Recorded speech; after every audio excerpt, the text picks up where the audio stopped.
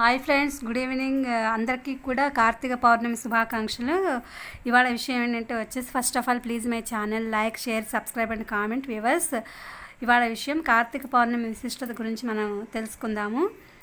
కార్తీక మాసంలో వచ్చే పౌర్ణమిని హిందువులకు పరమ పవిత్రమైన రోజు. ఇది మహాశివరాత్రితో సమానమైన పుణ్యదినం. ఈ పర్వదినాన్ని త్రిపురి పౌర్ణమి లేదా త్రిపుర పౌర్ణమి, దీపావళి దేవ దీపావళి అని కూడా అంటారు. ఆశ్వీజ అమావాస్య అంటే దీపావళి వెళ్ళిన మర్నాడు కార్తీక మాసం ప్రారంభమవుతుంది. ఇక ఆ రోజు నుండి కార్తీక మాసం ముగిసే వరకు ప్రతిరోజు సాయం వేళ దీపాలు వెలిగించి సంరంభం చేస్తారు. ముఖ్యంగా కార్తీక సోమవారాలు, కార్తీక పౌర్ణమి పర్వదినాల్లో విశేష పూజలు నిర్వహిస్తారు. కార్తీక మహాపురాణాన్ని పారాయణం చేస్తారు. మహాభారత కథనాన్ని అనుసరించి కార్తికేయుడు తారకాసురుని సంహరించిన రోజే కార్తీక పౌర్ణమి. ప్రజలను నానా రకాలుగా హింసిస్తున్న తారకాసురుడు ఇక లేడన్న ఆనందంతో దీపాలు వెలిగించి సంబరం చేసుకున్నారు. 1000 ఏళ్ల రాక్షసుల పాలన అంతరించిన శుభ సందర్భంగా మహాశివుడు తాండవం చేశాడని పురాణాలు చెప్తున్నాయి. ఇది పురాణ గాథలకు సంబంధించి. కార్తీక పౌర్ణమి అటు శివునికి ఇటు విష్ణుమూర్తికి కూడా ప్రియమైన రోజు. ఈ రోజున దీపం వెలిగిస్తే మనం తెలిసి తెలియక చేసిన పాపాలన్నీ హరించుకుపోతాయి. కార్తీక సోమవారాల్లో కార్తీక పౌర్ణమి రోజున రుద్రాభిషేకం చేయిస్తారు. ఈ విశిష్టమైన రోజున సత్యనారాయణ స్వామి వ్రతం చేసుకోవడం చాలా శ్రేష్టం. ప్రధానంగా కార్తీక పౌర్ణమి నాడు తెల్లవారుజామున సముద్రంలో లేదా నదిలో స్నానం చేయడం శుభప్రదం.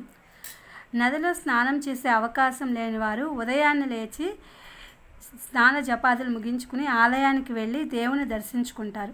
ప్రత్యేక పూజల్లో పాల్గొంటారు. రోజంతా ఉపవాసం ఉండి సాయంత్రం 365 ఒత్తులతో కూడిన దీపాన్ని వెలిగిస్తారు. రోజు కూడా ఒక ఒత్తు చొప్పున ఏడాది మొత్తాన్ని ఇది సూచిస్తాయి. ఈ ఒత్తులు కొందరు అరటి దొన్నెపై ఉంచి నదిలో లేదా కొలనులో వదులుతారు.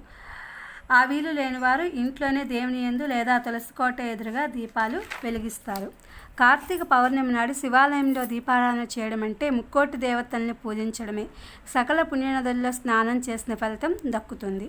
కార్తీక పౌర్ణమి నాడు చేసే దీపారాధనలో ఇహలోకంలో సుఖసౌఖ్యాలు, పరలోకంలో ముక్తి లభిస్తాయి.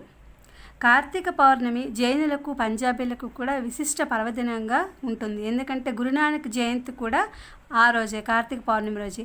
ఈ విశేష పర్వదినాన గంగా మహోత్సవంగా కూడా దీన్ని నిర్వహిస్తారనమాట. శివకేశవులను పూజిస్తే ఐశ్వర్యం కలుగుతాయి, దేనికి కొరత అనేది ఉండదు. అదేవిధంగా ఈ కార్తీక మాసంలో ఏదైనా పుణ్యక్షేత్రాలను దర్శించుకుంటే గొప్ప ఫలితాలు లభిస్తాయి.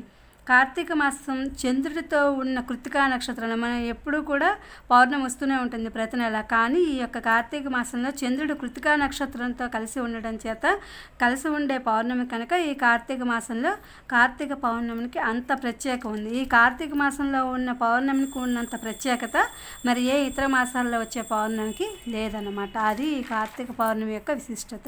ఇది ఫ్రెండ్స్ దీనికి సంబంధించినటువంటి విశిష్టత. Please my channel like, share, subscribe and comment. Thank you for watching. Thank you for your support.